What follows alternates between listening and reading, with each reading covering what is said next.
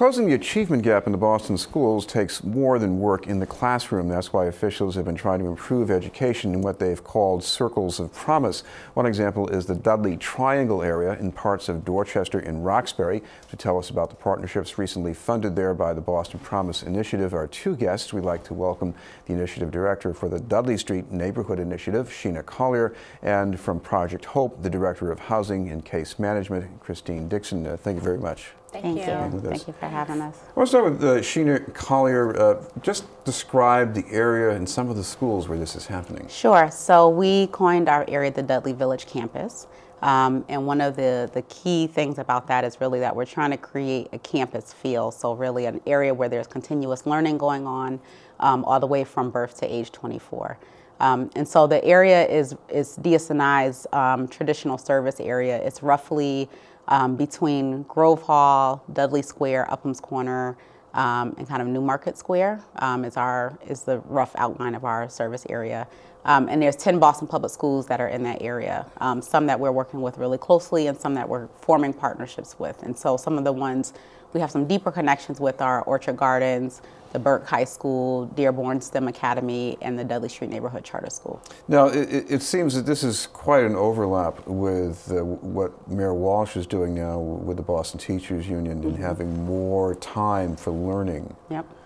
How's that going to help? Yeah, so one of the key components of Promise is really how do you support learning outside of the classroom, and how do you make sure that, traditionally a lot of our students are not getting enriching opportunities in school or even in the neighborhood. And so we've already been really working on how do we create those opportunities through funding some stuff in schools as well as in the community. So Mayor Walsh adding this additional 40 minutes. I'm excited. I'm hoping that our schools will really use that as an opportunity to add some key things, maybe more academics, but particularly things that are really more enrichment opportunities for students. Christina Dixon, this initiative is about promises between schools and other community agencies. How does Project Hope fit in? Well, Project Hope has been a longtime partner of DSNI, and through the partnerships that DSNI formed with some of the schools in the Dudley Village campus, we were able to connect with those schools as well, connect with some of the school staff, and we're working with 3 schools, the Orchard Gardens, the Dudley Street Neighborhood Charter School, and the Dearborn Middle School. And the school staff that will refer families to us that are homeless or at risk of homelessness, and then we can connect with those families to provide some support and create housing search plans and help those families to find affordable permanent housing. Christine, what goes on when a family is homeless? Because, I've driven through this neighborhood. I don't see people on the street, under bridges here, so what is it I'm not seeing that's happening? So often families will come to in the schools that we're working with, they know their families really well. So the families will often come to school staff with their housing crisis that they're dealing with. And then when schools can connect the family to us, we can kind of try and figure out what's going on, what they might be eligible for, or able to how we can kind of help improve their situation. For some families, they are in shelter or kind of at the edge of maybe just has been evicted or in the eviction process. If families are eligible for family shelter funded through the state, the Department of Housing and Community Development, then they're placed in a shelter. So they're either in shelter or hotel. They're guaranteed to be placed if they are eligible for shelter in the state of Massachusetts. So families are placed somewhere, whether it's, the state tries to keep families as close to their home community as possible, but sometimes it's not possible, and families are placed far outside of their home community. Sheena, I imagine this is all pretty destabilizing for a kid to be going through. Yeah, exactly. I mean, one of our indicators that we're measuring to determine if Promise is successful, well, 2 actually. One is school attendance, and another is student mobility. And those are really 2 key factors. You'll hear a lot around chronic absenteeism and really looking at students that are chronically absent or chronically late to school and the effect that has on their grades, as well as the effect it has on their classroom. Because when you have students when you have a school that's highly mobile, meaning kids are in and out of it a lot, teachers aren't able to move on to new material because they're having to repeat and continuously help students to catch up. And so we saw this really as an opportunity to help to stabilize families as well as stabilize our schools. Christine, what's it like for a family once you've gotten them that anchor of a place to live? I think, we see amazing things with a family throughout the process of being homeless. There's one family who's originally from the Dudley Street community, and she stayed involved in the community throughout the whole time that she's been homeless in shelter, and kids were able to stay in their same school, although there are attendance disruptions through, here and there as they became homeless or as they moved from shelter to shelter.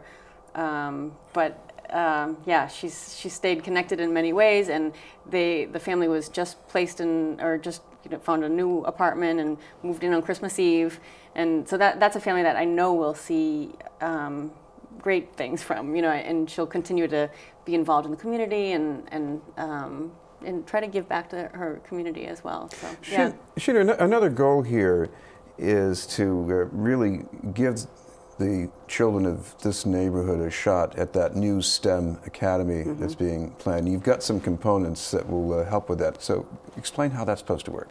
Yeah, so I think the biggest thing for us, I mentioned we have 10 Boston public schools in the neighborhood. And as you know, Boston is a city that has busing. So our kids aren't necessarily, actually only about 25% of the kids that live in our Dudley Village campus actually go to the schools in the Dudley Village campus.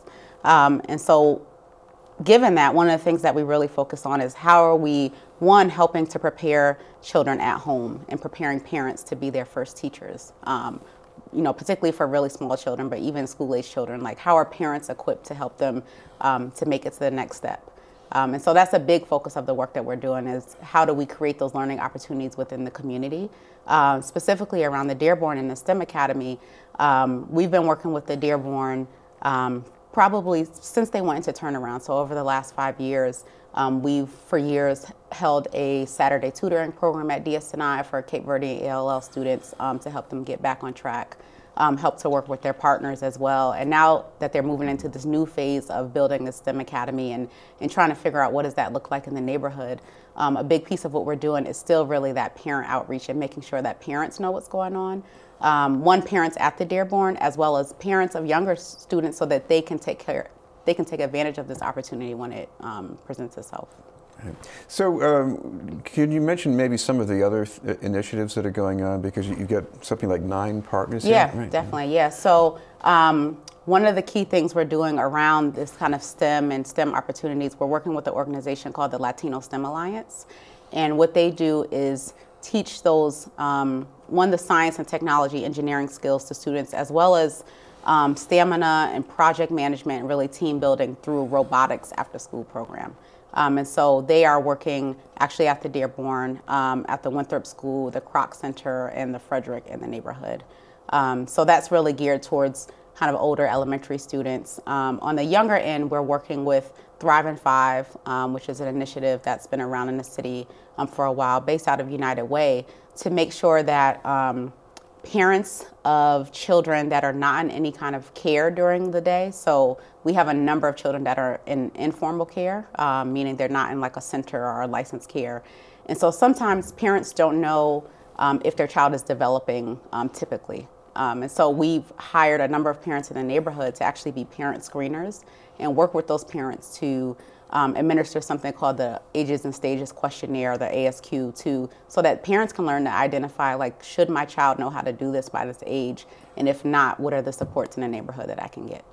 And Christine, I guess one of the other parts of what's going on here, almost like a chemistry in the neighborhood, is that these nonprofits, they know people, they know what's going on. Mm-hmm.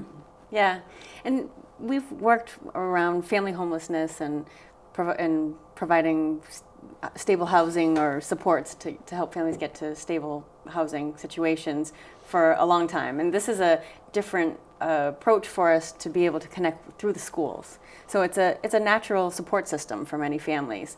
And I think for schools, I think it's nice to have us connected to us, as families come to them, I think they feel really comforted to know that there's somewhere that they can direct the families, that they'll get support, and they trust that we will call these families, connect with them, go and meet with them where they are, and help families get the supports that they need. Thank you both very much, Christine Dixon and Sheena Collier.